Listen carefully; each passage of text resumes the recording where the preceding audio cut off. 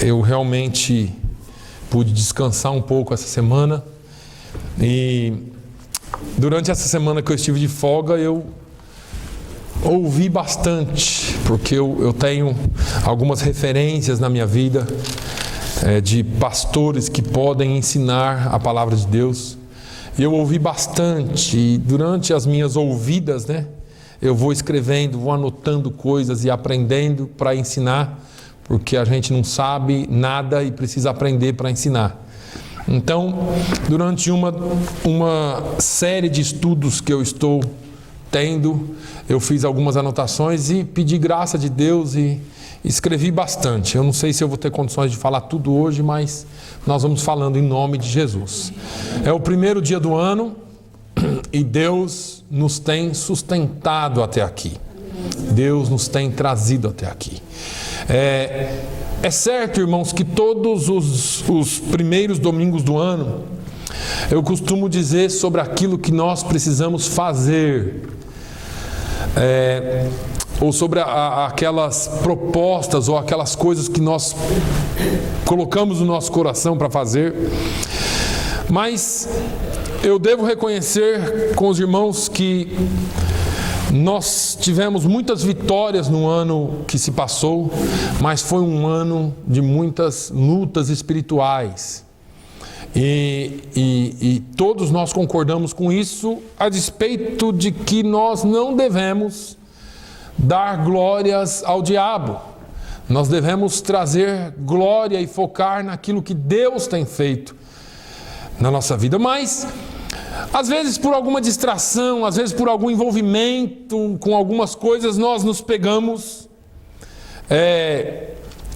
em meio a lutas, em meio a problemas.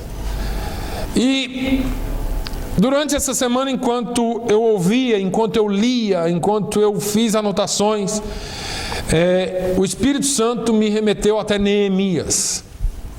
Eu acho que talvez essa seja uma boa oportunidade para nós começarmos o ano falando sobre Neemias um pouquinho. Porque talvez eu tenha demorado um pouco para entender.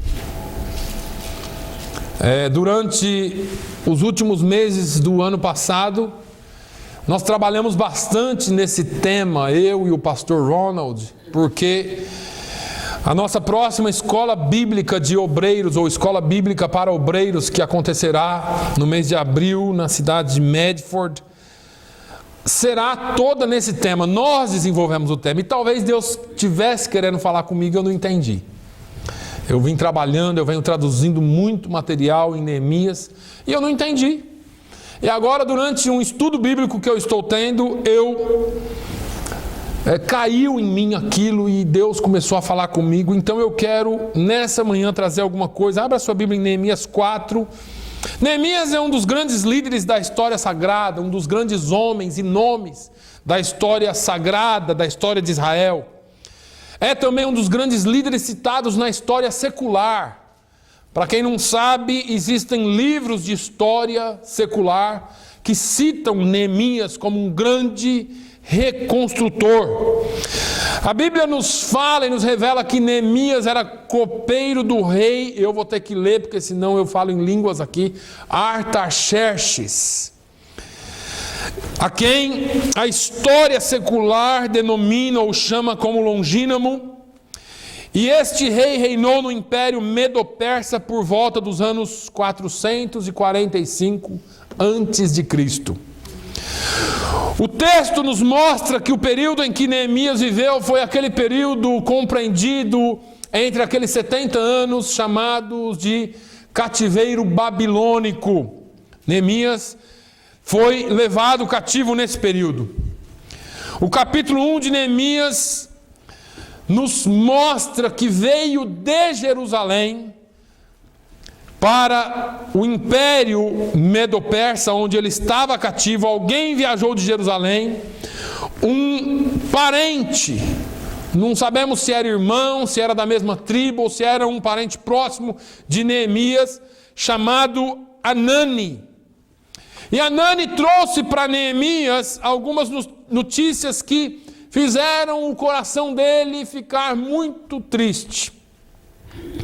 Hanani informou a Neemias, por exemplo, que as pessoas que não foram levadas cativas, que não foram para o cativeiro, que permaneceram em Jerusalém, estavam em grande miséria, em grande desprezo, e o muro da cidade fendido, e as suas portas queimadas a fogo, está lá em Neemias 1 e 3. Eles estavam com fome, eles estavam morrendo vítimas da ameaça e dos ataques traiçoeiros do inimigo. Outros estavam desterrados, haviam ido para outros lugares porque ali não tinha mais como sobreviver. Hanani informou a Neemias que as famílias haviam sido destruídas. O templo de Jerusalém havia sido derribado. Atearam fogo no templo em Jerusalém. As muralhas de Jerusalém foram queimadas. A situação era lamentável, era amarga, era triste. Se lermos todo o capítulo 1, nós vamos perceber que a notícia foi tão chocante para Neemias que ele orou, ele jejuou e ele chorou por cerca de 4 meses. Orou, jejuou e chorou por cerca de 4 meses, pedindo a Deus uma solução e uma direção para aquele problema. De repente, Neemias recebeu de Deus a direção para retornar para Jerusalém e liderar um movimento de reconstrução, um movimento de restauração. Tem detalhes aí que eu não vou entrar hoje, porque Neemias vai ao rei, pede ao rei, o rei pergunta para ele o que é que ele está triste, ele fala com o rei então libera para que ele vá. A Bíblia diz que Neemias liderou um grupo de pessoas que retornaram a Jerusalém, e quando eles chegaram, a primeira iniciativa que Neemias teve foi sair à noite.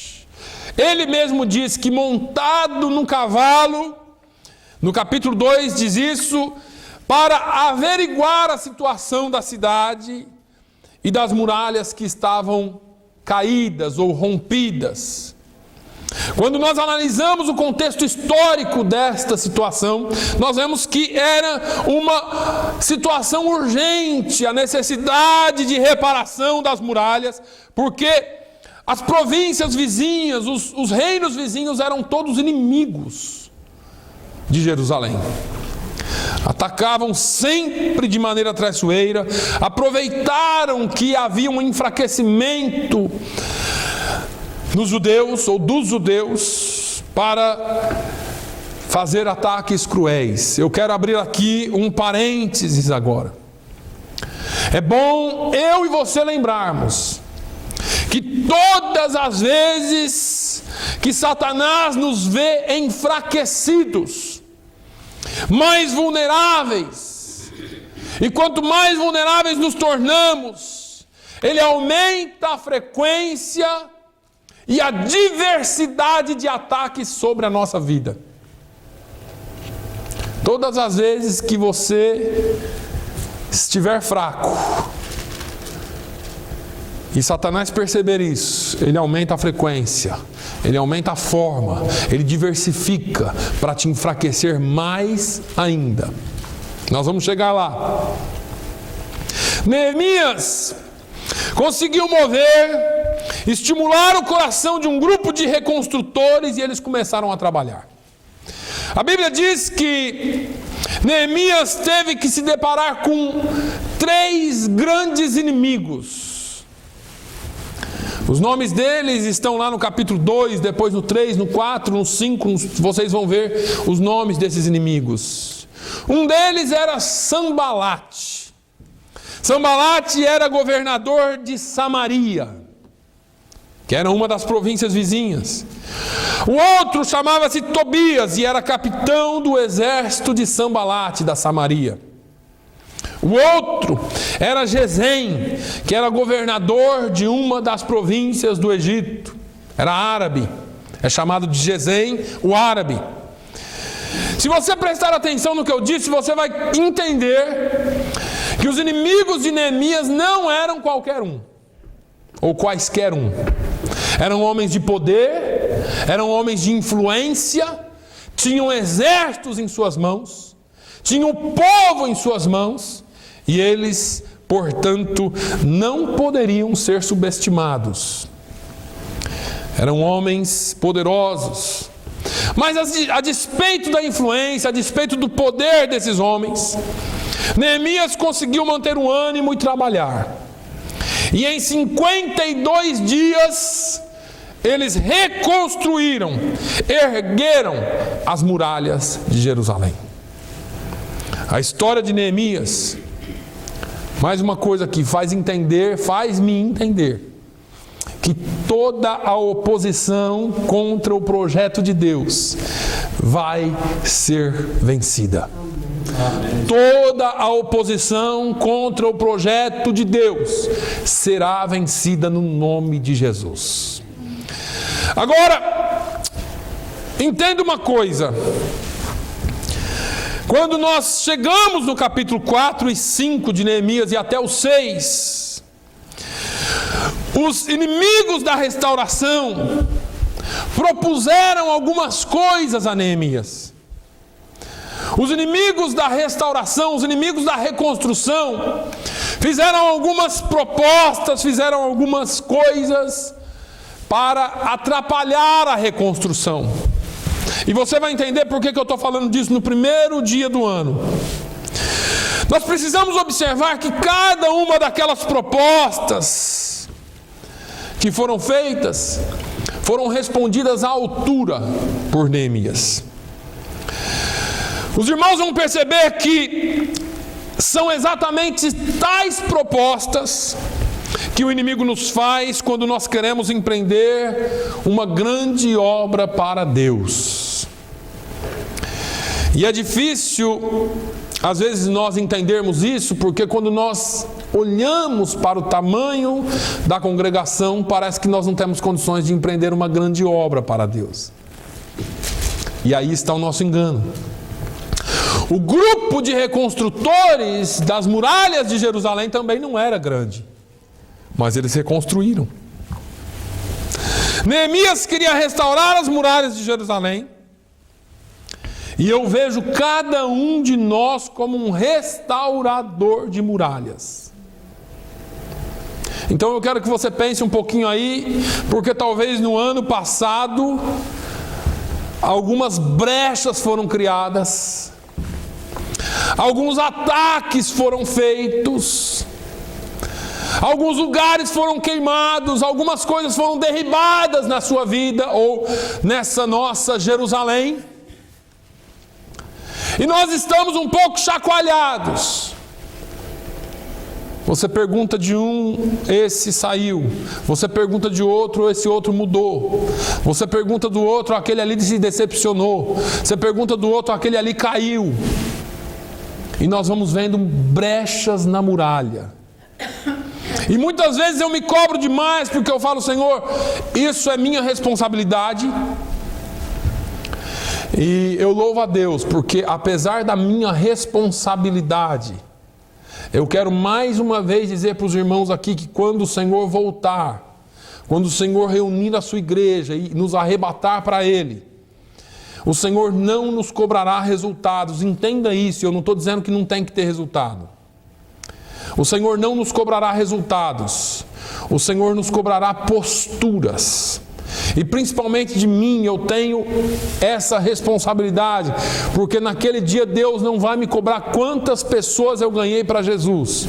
O Senhor vai me cobrar como eu ensinei a palavra de Deus. O Senhor vai me cobrar com que responsabilidade que eu ensinei, não se a minha igreja estava lotada. É claro que eu quero uma igreja cheia, mas que Deus me mantenha com a responsabilidade de continuar ensinando com responsabilidade a palavra de Deus. Amém. O grande problema é que muda-se princípios, negocia-se princípios para encher a igreja. Irmãos, isso não vai acontecer aqui no nome de Jesus. No nome de Jesus isso não vai acontecer aqui. Aqui, no que depender de mim, no que depender daquilo que o Senhor colocou no meu coração, a palavra de Deus continuará sendo pregada com simplicidade, mas com responsabilidade. Porque nós vamos ver no texto aqui hoje, nós não precisamos de muita coisa, nós só precisamos manter a postura diante de Deus. Mas, como eu disse, algumas propostas foram feitas. A primeira proposta que Satanás faz para Neemias, e que Satanás faz para a sua vida, preste atenção, é a proposta do desânimo. Se você perguntar para alguém aqui, onde está fulano, onde está ciclano, alguém vai dizer assim, aquele desanimou. Aquela desanimou. A proposta do desânimo é muito forte. Ele tenta tirar de Neemias o estímulo, a vontade aquiescente de realizar a obra de Deus. Aquele fogo, aquele calor de realizar a obra de Deus, parece que sai. Porque o desânimo ele vem em todos nós. Mas o desânimo é muito perigoso. Porque o desânimo atinge a fé. O desânimo atinge a fé. Quando eu desanimo, eu automaticamente reduzo a minha capacidade de crer. E quando eu deixo de crer, Satanás sabe que o escudo do crente é a fé. Satanás sabe que contra a sua fé ele não pode. Então ele tem que arrumar brechas. Se eu não creio, eu sou vítima fácil, porque aí qualquer coisa mexe com a minha mente. E aí a proposta que o inimigo faz a Neemias é que ele desanime. Ele zomba de Neemias. Olha aí os versículos 1 a 3. Neemias 4, versículos 1 a 3. E sucedeu que, ouvindo Sambalate que edificávamos o muro, ardeu em sua ira e se indignou muito e escarneceu dos judeus e falou na presença de seus irmãos e do exército de Samaria e disse: que fazem esses fracos judeus? Permitir-se-lhes-á isso?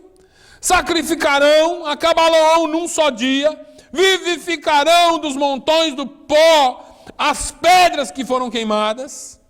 E estava com ele Tobias, o amonita, e disse: ainda que edifiquem vindo uma raposa, derrubará facilmente o seu muro de pedra.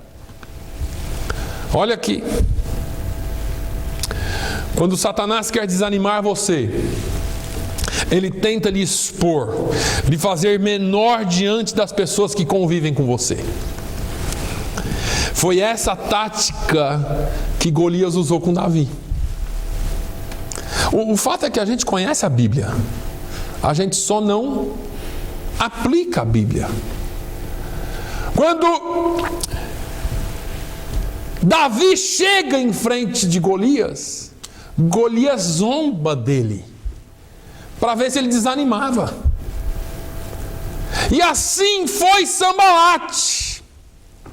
O que é que esses fracos estão fazendo? Será que eles vão conseguir fazer isso? Será que eles vão acabar esse muro num dia só? Será que eles vão sacrificar amanhã?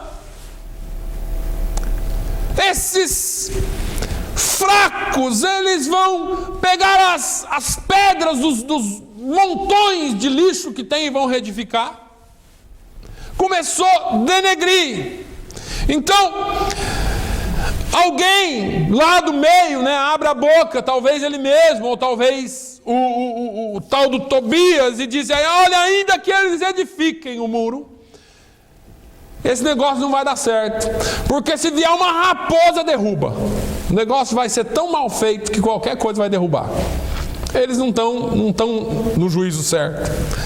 era a tentativa de desanimar Neemias, de enfraquecer, de tirar a capacidade de crer no propósito de Deus. Irmãos, quantos aqui creem que Deus tem um propósito para esta igreja? Amém. Se você crê que Deus tem um propósito para essa igreja, não desanime. Não desanime. Era a tentativa de desanimar, porque você só tem estímulo enquanto você tem propósito. Nós precisamos ter propósito. Nós estamos aqui para quê? Porque se nós só estamos aqui por estarmos aqui, então desanime de vez. Se a igreja não tem propósito, se a igreja não tem objetivo, se o nosso objetivo é só se reunir aqui no domingo e na quarta, então acabou. Pode ir para sua casa, descansar, hoje é primeiro dia do ano, mas nós precisamos de propósito. Porque sem propósito nós desanimamos. Porque sem propósito nós deixamos de crer. Você perde o estímulo, você se rende, você cai. E aí vem aquelas palavras, né? Ih, o negócio está ruim. Não tem mais jeito não. É aquela meia dúziazinha ali. É aqueles gatos pingados ali. Isso aí não vai dar em coisa nenhuma. E é isso que o diabo está falando. É isso que o diabo fala. Agora, qual é o nosso propósito? Se nós somos reconstrutores, então essa foi a primeira tentativa. Quando eu leio o livro de Números, por exemplo, lá no capítulo 13, irmãos, quando Deus chama o povo de Israel para fora do Egito e leva para a terra prometida, em direção à terra prometida, a Bíblia diz que Moisés escolhe 12 homens, um de cada tribo. E manda que esses homens vão espiar a terra. E aí os 12 vão lá para a terra. E voltam os 12. 10 deles vêm tomados de desânimo. 10 deles vêm desanimados. E eles dizem: Moisés, a terra é boa. Mana, leite e mel. Tem umas frutas lá, olha aqui, nós passamos no tal do Vale do Escol e pegamos um cacho de uva, mas um só não consegue carregar, tem que ser 2. É grande o negócio. Lá a terra é boa demais, só que tem uma coisa: as cidades são grandes, são fortificadas, são fortalezas. São numerosos os povos. E tem mais, nós vimos ali os filhos de Anak. São gigantes. Aos olhos deles, nós somos como que gafanhotos. Não somos nada. E tem mais, lá na montanha habitam os amorreus, os heteus, os jebuseus. Além do mar habitam os cananeus. Nós não vamos conseguir esse negócio não, Moisés. Pelo amor de Deus, tenha juízo, Moisés, não vai dar. Quando eles falam isso, a Bíblia diz que eles derreteram o coração do povo. O coração do povo se derreteu. Quando você se desanima, o seu coração derrete. Quando você desanima, você não acha mais forças para continuar. Você não encontra mais motivos para insistir.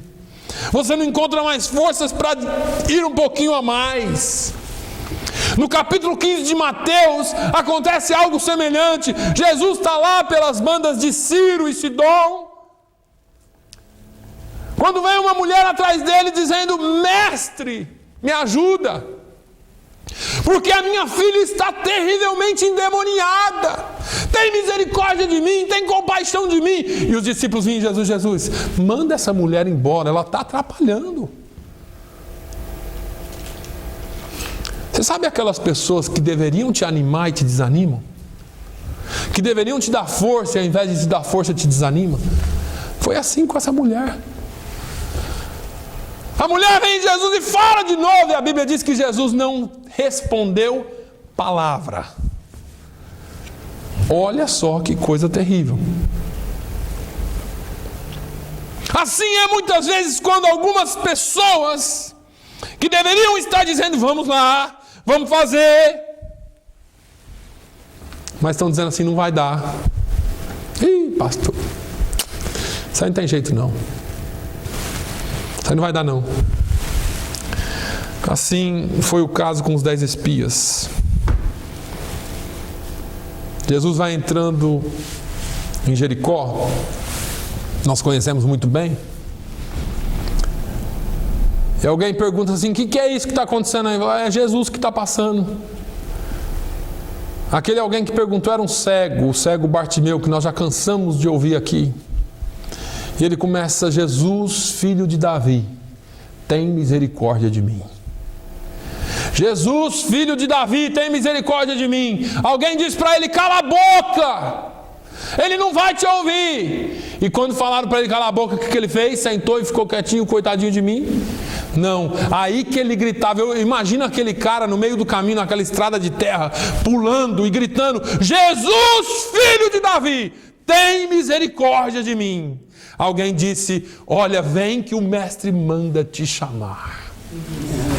Quando tentarem te desanimar, invista um pouco mais, grite um pouco mais, faça um pouco mais, ore um pouco mais, jejue um pouco mais, se consagre um pouco mais, porque tem vitória para a nossa insistência. O desânimo não pode nos parar. Se você ouvir essa proposta de Satanás do desânimo, você para. Entenda uma coisa, a Bíblia diz que em todas as coisas nós somos mais do que vencedores por aquele que nos amou. Na cruz do Calvário Jesus venceu todas as coisas. Nós não podemos ceder ao desânimo. Não podemos. Sabe que nós não podemos deixar o desânimo nos tomar. Quando tentaram desanimar Neemias, ele dá a resposta. Para a resposta do desânimo, ele responde no versículo 6. Você pode acompanhar comigo. 4 e 6. Assim, edificamos o muro, e todo o muro se cerrou até sua metade, porque o coração do povo se inclinava a trabalhar. Porque o coração do povo se inclinava a trabalhar. Deixa eu dizer uma coisa, toda obra de Deus, todo milagre de Deus começa no seu coração. Todo milagre de Deus começa no seu coração. Aqueles milagres que são milagres que você olha e fala assim, isso não dá para mim, e aqueles que dependem do seu trabalho, não importa qual seja, começa no seu coração. O coração do povo se inclinava a trabalhar. Todo milagre, primeiramente, é gerado dentro de você. Quando você chegou aqui, você tinha uma visão. Quando eu cheguei aqui, eu tinha uma visão. Eu tinha uma perspectiva. Aquilo é o que Deus havia gerado no meu coração. Aquilo é o que Deus havia gerado no seu coração. E é preciso ter um coração decidido, é preciso ter um coração definido, é preciso ter aquilo que você quer de Deus no seu coração, alinhado com a palavra de Deus e com a vontade dele, definido dentro do seu coração. É preciso assentar no seu coração aquilo que você necessita e espera de Deus. É preciso que você incline o seu coração em direção ao milagre. Como eu disse, não importa se é aquele que você não pode fazer ou se é aquele que você tem que fazer. Não importa. Dirija o seu coração ao muro que você precisa reconstruir. Dirija o seu coração àquilo que você pretende receber e fazer para Deus. Quando aqueles espias desanimaram o povo, quando aqueles 10 homens derreteram o coração da nação de Israel, Josué e Calebe se levantaram. E eles disseram assim, lá em Números 14, eles dizem: a terra pela qual passamos a espiar é terra muito boa. Os filhos dos gigantes habitam na terra. Mas se o Senhor se agradar do nosso coração, irmãos, se o Senhor se agradar de nós, se o Senhor se agradar do nosso coração, então nos porá nesta terra e nos-la dará, terra que mana leite e mel. Aleluia. O negócio é aqui dentro. Quando Deus olha para dentro de você, o que é que Ele vê? Desânimo? Ou Ele vê que você ainda tem aquela força? Lembra de Calebe depois, anos depois, 45 anos depois daquele relato lá, Calebe chega em Josué e fala assim: Josué, você está lembrado daquele negócio lá, Josué? Olha, naquela época eu tinha 40 anos, agora eu estou com 85. Só que deixa eu te dizer, a mesma força que eu tinha naquela época eu tenho agora. E o que Deus nos prometeu ainda está dentro do meu coração. Josué, só me dê a terra. Só falei assim: Calebe, pode ir possuir, porque eu vou. E eu vou lutar e vou possuir a terra, porque Deus nos tem dado essa terra. Quanto tempo passou-se, e o inimigo colocou barreiras, e o inimigo colocou desânimo, e o inimigo colocou coisas no seu coração. Eu quero te dizer que o Senhor não muda. Ele é o mesmo ontem, hoje e é eternamente. Se Ele colocou no seu coração um dia, incline o seu coração para a construção do muro que Deus colocou em suas mãos para fazer. E nós vamos reconstruir esse muro. Nós somos o exército da reconstrução, porque Deus quer se agradar do nosso coração. Deus quer que sejamos ousados. Deus quer que sejamos intrépidos. Deus quer que sejamos muitas vezes obstinados naquilo que pretendemos, para que o nosso coração alcance a sua graça. Esse negócio de milagre é estranho, irmãos, porque aqueles 10 espias que voltaram e derreteram o coração do povo e desanimou o povo, eles não receberam o milagre. Já pensou nisso? E eles devem ter morrido, e se foram para o céu, chegaram lá e falaram: Senhor, o Senhor prometeu um negócio e não cumpriu, né? Eu acho que Deus chamou eles e falou: assiste aí, na eternidade. 45 anos depois, olha o que eu vou fazer. Vocês não receberam porque vocês desanimaram. Milagre é para quem crê, não é para quem não crê. Quem que creu? Calebe e Josué. Quem entrou? Calebe e Josué. E aquele povo que teve o coração derretido, morreu tudo. Os filhos deles entraram.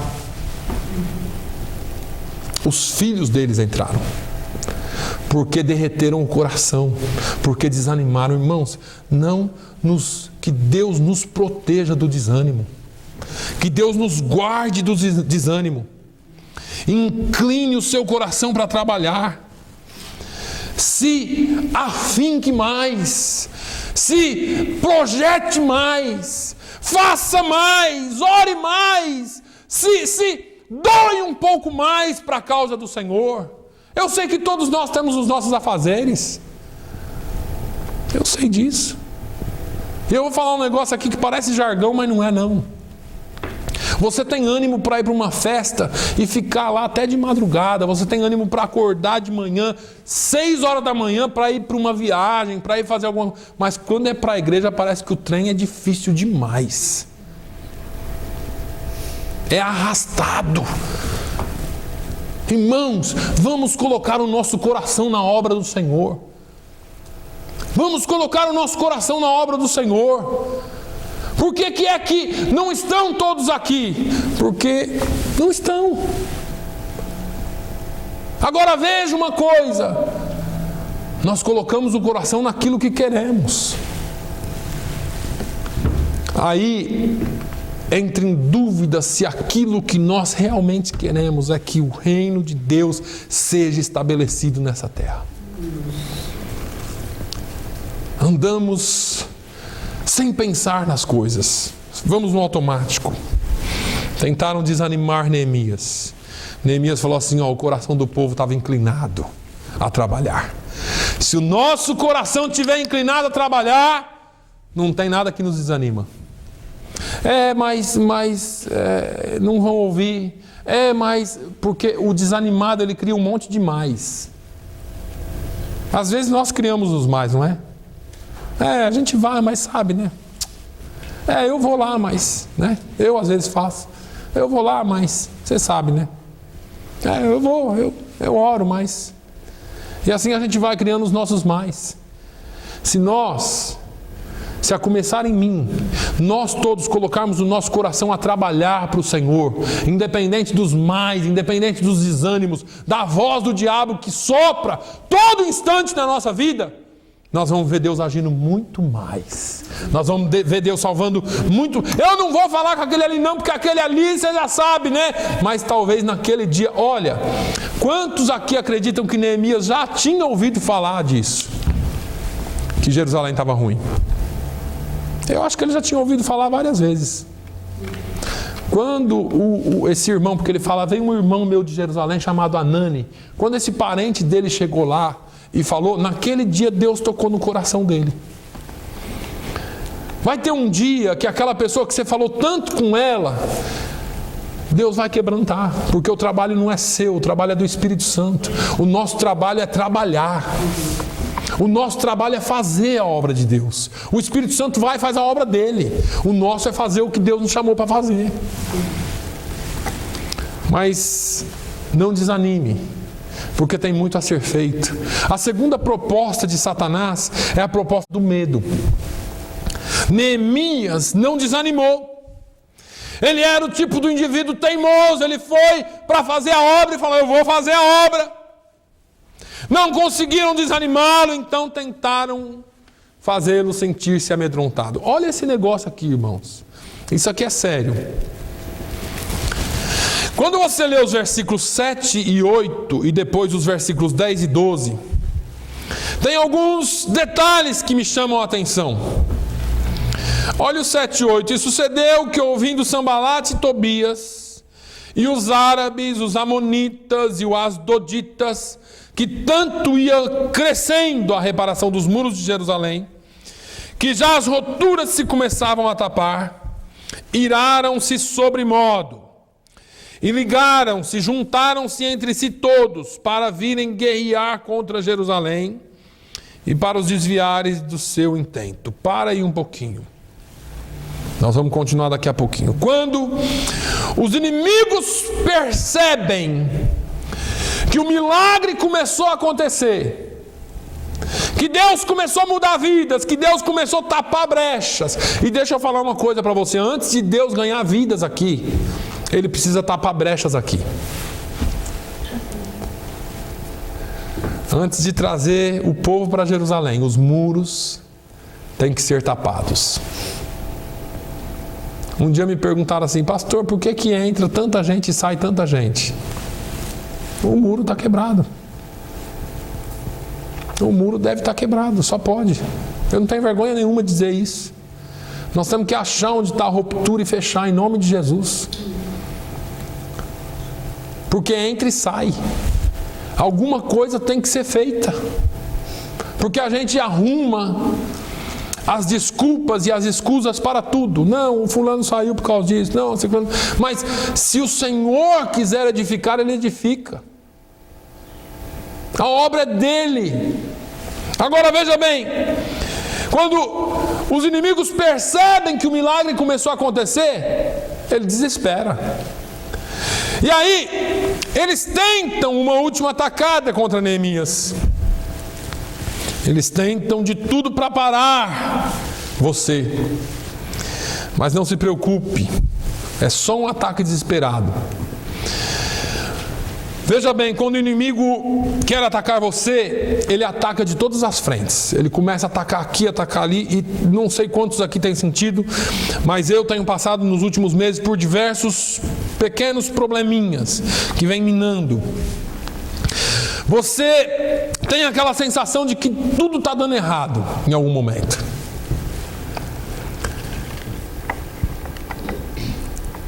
O inimigo é covarde, irmãos. O inimigo, ele ataca quando ele percebe que atingiu você de um lado, ele vem do outro, e vem do outro, e vem do outro, e vai atacando. O versículo 10 diz assim: então disse Judá: já desfaleceram as forças dos carregadores, e o pó é muito, e nós não poderemos edificar o muro. Se você olhar do versículo 1 ao versículo 7, você vai ver que eles só viram o muro que era edificado. Se você vai do 7 em diante ou do 8 em diante, quando eles se sentiram ameaçados, eles perderam a visão do muro e começaram a olhar para o pó e para o entulho. Se você, ou quando nós paramos de olhar para a obra de Deus e começamos a olhar para o entulho, para o lixo, nós desanimamos, nós desfalecemos, você deixa de trabalhar. Se você deixar de olhar para aquilo que precisa ser feito e começar a olhar para aquilo que é impedimento, você desanima. Nós precisamos esquecer os escombros.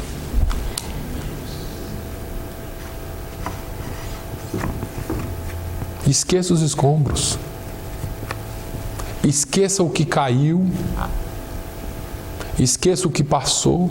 Eu não estou dizendo para esquecer de vidas aqui, tá, irmãos? Estou falando de escombros. Esqueça problemas passados. Esqueça coisas que aconteceram. Tem hora que nós voltamos o nosso olhar muito para os escombros. Ah, mas eu sofri tanto ali. Ah, mas eu fiz. Enquanto você fica olhando para o lixo, você não tem condições de trabalhar na obra do Senhor. Ah, mas aquele irmão ali me machucou tanto. Aquela pessoa ali fez um negócio contra mim que não dá para perdoar. Isso tudo é lixo. Deixa eu dizer para você, esquece os escombros do passado. Esqueça o pó que ficou. Coloque os seus olhos na obra de Deus. Porque no céu para onde você pensa que está indo, não tem lixo, não tem escombro, não tem pó.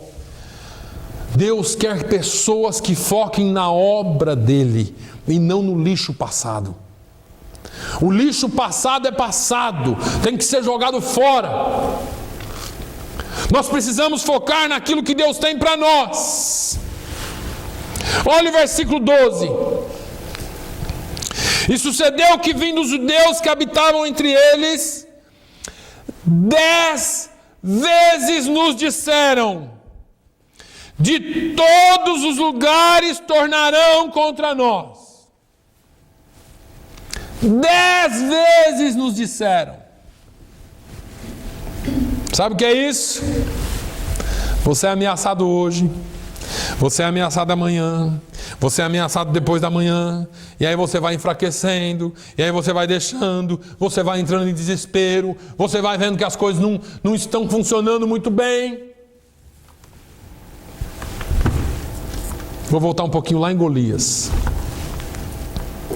A Bíblia diz que Golias compareceu diante do arraial de Israel por 40 dias. Todos os dias pela manhã e ao entardecer, ele vinha e zombava do povo e enfraquecia o povo de Deus moralmente. 40 dias. Falando, enfraquecendo, todos os dias enfraquecendo o povo. Essa é a tentativa do inimigo de ir enfraquecendo você gradativamente.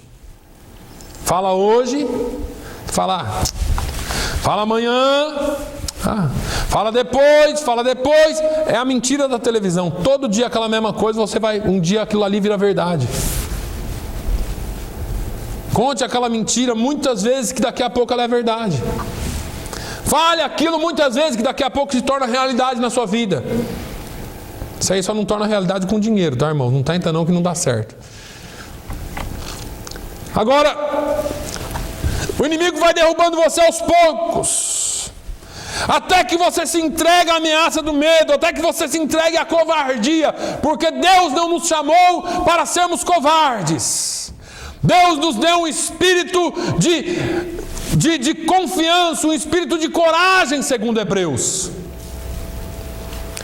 O Senhor não quer que você desanime, o Senhor quer que você prossiga. Quando ameaçaram Neemias, quando Neemias percebeu que o povo estava com medo, ele reagiu. As respostas de Neemias vêm nos versículos 9, 13 e 23. No 9 ele diz assim, porém nós oramos ao nosso Deus. Começa assim. O primeiro caminho para vencer o medo é oração. Ore acerca dele. Coloque o seu medo diante de Deus. Fale com Deus a respeito do seu medo. Irmãos, a pior coisa que um crente pode ter é essa... Como que a gente fala mesmo? Essa forma de nós nos chegarmos a Deus. Você já se pegou orando assim, meu Deus, meu Senhor tem misericórdia de mim, aquela oração aprendida, que está aqui na sua mente já cravada. Eu já falei aqui para os irmãos, vai falar com Deus, fala assim, eu estou com medo, o negócio está difícil para mim, Jesus, olha para mim. Fala com Ele como você fala com um amigo. Nós ficamos com essas orações aprendidas em cima de púlpito, essas orações que nós oramos para o povo ouvir, que não é para Deus ouvir. Eterno, santo, majestoso, digníssimo, amado Deus. E aí faz aquelas orações assim, com aquela oratória bonita, né? O povo fala, nossa, esse cara, até a oração dele treme, arrepia. Mas acho que às vezes não passa, não estou julgando, mas às vezes não passa do telhado. Davi falou assim, um coração contrito e quebrantado não desprezarás, ó Deus. Quando você entra na presença de Deus com o coração que, Senhor, eu estou com medo desse negócio, não vai dar certo, não vai, olha Senhor, eu não sei o que fazer. É quando Deus começa a agir na sua vida, porque Ele, olha, pela primeira vez na vida esse sujeito está sendo sincero comigo. E nós ficamos com as nossas oratórias com Deus. Quando Jesus fala com Deus, os discípulos ficam lá em Mateus 6, os discípulos ficam assim, caramba. Mateus 5, no 6 eles chegam assim, Senhor, esse negócio de oração aí, ensina-nos a orar. A gente aprendeu todo aquele negócio de o Senhor fala com Ele com intimidade. Ensina-nos a falar assim, deixa a gente falar desse jeito com Ele também. Aí Jesus dá um modelinho e fala assim, vocês têm que seguir mais ou menos isso aqui, mas não precisa ser isso aqui engessadinho, tá? Porque aí também vem nós, né? Pai nosso que estás no céu, santificado seja o seu nome, vai. Não precisa engessar. A oração flui do coração. A primeira arma contra o medo é orar acerca dele. Neemias falou, porém nós oramos a Deus. Em segundo lugar, pusemos uma guarda contra eles de dia e de noite. Fecha as brechas. Fecha as portas. Reaja. Tome providência de segurança. Tem coisa, irmãos, que depende de você. Você fica assim, não, Deus é longânimo e soberano, Ele sabe tudo. Os anjos do Senhor acampam-se ao redor. Mas tem coisa que você precisa saber. Neemias não ficou nisso, não. Neemias falou assim, eu quero guarda em volta de tudo. Nós vamos trabalhar, com uma mão você trabalha e com a outra você segura a espada. Pode ler o livro de Neemias. Você vai ver que teve um tempo que eles não largaram a espada da mão. Não estava aqui, não. Estava na mão. Com uma mão passava o material, mas com a outra estava segurando a espada. A ameaça estava de lá olhando. Opa, não dá. Os caras estão trabalhando com a espada na mão, meu amigo. Não vai não. Quer trabalhar para Jesus, trabalhe com a espada na mão. Tenha conhecimento da palavra de Deus. Feche as portas pela palavra. Para de usar versículo que não está na Bíblia. Pelo amor de Deus, irmãos. Eu vou falar mais uma vez aqui. Você quer assistir culto na internet? Assiste pregador que tenha algo para te ensinar. Não fica assistindo um cara que fala coisa que não está na Bíblia. Porque depois você usa aqui, eu vou falar para você, a Bíblia não diz isso, irmão. Como? Mas o pastor fulano de tal falou isso. Mas a Bíblia não diz isso. Feche as suas portas, segure a espada, seja um obreiro aprovado, que maneje bem a palavra da verdade e que não tenha do que se envergonhar, porque depois fica com cara de tacho. Fala para mim, pastor, a Bíblia diz isso. Eu falo, não diz. Acha para mim onde diz, porque eu falo. Se você me conhece, você sabe que eu vou falar. Irmão, você me desculpa, você está enganado. A Bíblia não diz isso. Ué, pastor, mas eu vi. Você viu, mas você não foi como a igreja lá de Atos, que eu já me esqueci o nome, como que eram? Os bereanos, né? A igreja bereana, que eles pregavam e os bereanos só ficavam anotando. Chegava em casa e ia para a Bíblia. Ih, falou balela. Não está aqui não. Vai consultar a palavra, não fique engolindo tudo que falam para você não. Pega na Bíblia, vai ler a palavra de Deus, vai conhecer a palavra, espada na mão. Versículo 13. Então pus guarda nos lugares baixos, por detrás do muro e nos altos, e pus ao povo pelas suas famílias com as suas espadas, com as suas lanças e com os seus arcos. Toda a família com espada, com lança, com arco, toda a família tinha que estar pronta para o embate. Neemias conscientizou os homens das famílias que se eles não estivessem preparados, eles iam voltar a ser escravos. Eles iam ser escravizados de novo. Olha, vocês estão experimentando a liberdade. Se vocês não se prepararem, se vocês não buscarem, se vocês não estiverem armados, se vocês não conhecerem a palavra, vocês vão ser escravos de novo. Pastor, eu sou crente há 35 anos. Mas é escravo da religião. Me desculpe falar aqui abertamente. Eu ouvi coisas a semana passada aí que me arrepiaram. Assim, Jesus, eu já fui assim. E eu te louvo porque eu fui liberto. E tem coisas ainda que precisam ser reparadas. Eu não estou dizendo que eu sou perfeito, não, irmãos. De vez em quando minha esposa aponta alguma coisa e fala, isso é religiosidade. E eu vou olhar no fundo e é mesmo. Foi tradição. Eu faço isso porque a minha tradição diz que eu tenho que fazer isso, porque senão eu começo o ano de pé esquerdo. Está parecendo sorte esse negócio, irmãos. Irmãos, me entenda bem, eu não estou falando nada contra você. Eu quero que você faça as coisas de coração e não por tradição. Porque Jesus falou assim para os judeus, a sua tradição anula e torna sem efeito a palavra de Deus. Se você passa a noite, à meia-noite orando, lá na igreja, é bênção. Deus te abençoe. Faça isso de coração, vá. Mas e o dia, se o dia 31 de dezembro você não puder ir? Não fica desesperado, irmão, porque não é passar o dia 31 para o dia 1º orando, lá na igreja, que vai te fazer melhor ou pior no ano seguinte. Não é. Agora, se você é livre, né, irmãozinho e irmão Antônio, os filhos são tudo grandes, não precisa mais ter problema com família. Pega as matulinhas e vai para onde quiser. Outros são sozinhos, vão também para onde quiser. Não tem problema. Agora tem gente que entra em desespero. Porque se eu não for, meu Deus do céu, o que vai acontecer em 2017, 2018? Porque eu não vou passar orando.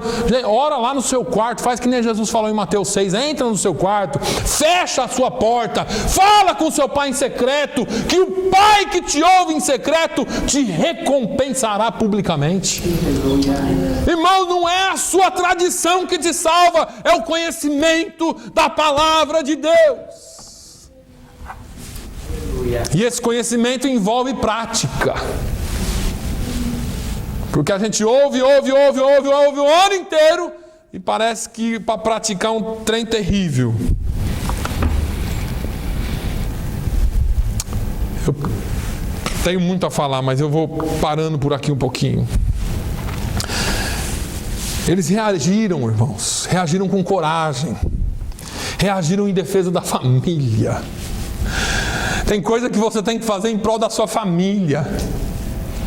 Lá em 1 Samuel 30, Davi vem da batalha com 600 homens. E ele chega na cidade deles, lá eles moravam numa cidade de nome esquisito, chamada Ziklag. E quando eles foram chegando na cidade, é como se vai entrando aqui em Fall River, começou a ver incêndio em tudo quanto é lado. As casas haviam sido queimadas, e as mulheres e os filhos levados cativos. A Bíblia diz que os 600 homens que estavam com Davi sentaram no chão e choraram. Choraram, mas choraram para valer. Porque perderam as mulheres e os filhos. A Bíblia usa uma expressão, o texto diz assim: choraram até que neles não houve mais forças para chorar. Lê na sua casa, 1 Samuel 30. Choraram muito. Quando eles reagiram do choro, em vez de eles chegarem em Davi, porque Davi também tinha perdido a mulher, eles pegaram em pedras. Vamos matar você, Davi. Foi você que liderou a gente para sair da cidade, agora os nossos filhos e mulheres foram levados. Nós vamos matar você. Davi dá uma recuada, levanta a voz e fala assim: peraí, não dê mais. Vamos à peleja por nossas famílias. Nós acabamos de chegar da guerra, mas nós vamos para a guerra de novo e vamos lutar pelas nossas famílias. A Bíblia diz que 600 homens foram com Davi. A Bíblia diz que eles estavam tão cansados que 200 deles desmaiaram e não conseguiram ir. Davi foi com 400. 200 deles ficaram no meio do caminho. Davi falou: pode ficar aí, nós vamos com 400 e vamos pegar nossos filhos e filhas. Davi foi com esses 400 homens e pelejou pelas famílias. A Bíblia diz assim, em 1 Samuel 30, 18 e 19: salvou Davi tudo quanto tomaram os amalequitas. Também as suas 2 mulheres salvou Davi. E ninguém lhes faltou, desde o menor até o maior, e até os filhos e as filhas, e também desde o despojo até tudo quanto lhes tinham tomado, tudo Davi tornou a trazer. O inimigo quer que você desista. O inimigo quer que você entregue os tesouros que o Senhor te deu. O inimigo quer que você entregue a família. O inimigo quer que você entregue os pontos. Em nome de Jesus de Nazaré, nesse primeiro dia de ano eu profetizo sobre as nossas vidas que nós vamos lutar pelas nossas famílias. Deus nos dará força, lutaremos em oração, lutaremos na palavra, lutaremos em exemplo e vamos reconquistar as nossas famílias no nome de Jesus. O Senhor é conosco, não esqueça disso. Maior é o que está conosco do que o que está no mundo. O nosso inimigo vem contra nós e ele fugirá de nós, porque o Senhor é conosco. Vamos reconquistar. Coragem. O inimigo não consegue te desanimar. Ele tenta te amedrontar. Aí você reage. E eu vou continuar domingo que vem. Aleluia, Jesus. Vou continuar domingo que vem porque tem mais algumas coisinhas que nós precisamos vencer esse ano, para nós caminharmos de cabeça erguida e vencendo. Domingo que vem eu continuo com a dissensão. Quando o inimigo não consegue nos abater por fora, ele entra no nosso meio e começa a colocar um contra o outro. E nós vamos falar disso domingo que vem. Enquanto não chega lá, eu quero que você, se tem que fazer algum compromisso esse ano, faça um compromisso de fidelidade com Deus. Aleluia. Que acima de tudo a sua vida seja pautada pela palavra de Deus, não por coisas que dizem, não por ameaças de Satanás, mas que a sua vida seja uma vida de coragem na presença de Deus. Nós não somos perfeitos, irmãos, nós somos homens e mulheres. Muitas vezes nós desanimamos por pequenas coisas, outras vezes por grandes coisas. Mas deixa eu te dizer uma coisa: em todas estas coisas nós somos mais do que vencedores. Em todas estas coisas nós somos mais do que vencedores. Não desanime. O Senhor é conosco, Ele está conosco e Ele é maior. Amém? Vamos orar. Fique de pé, por favor. Senhor, eu quero te louvar nesta manhã. Eu quero te engrandecer nesta manhã. Ah, meu Deus, eu te louvo pela tua santidade. Eu te louvo porque mesmo o Senhor sendo grande, o Senhor se importa com o teu povo. Pai, no nome de Jesus, continue o teu trabalhar em nós. Eu te louvo porque o Senhor é eterno. Para o Senhor não tem ano novo. Para nós tem as tuas misericórdias novas a cada manhã. Mas para o Senhor, na eternidade, o Senhor vê o todo. E o Senhor sabe que o Senhor já nos fez mais do que vencedores. E assim nós somos mais do que vencedores. Pai, no nome de Jesus, continue a trabalhar em nós.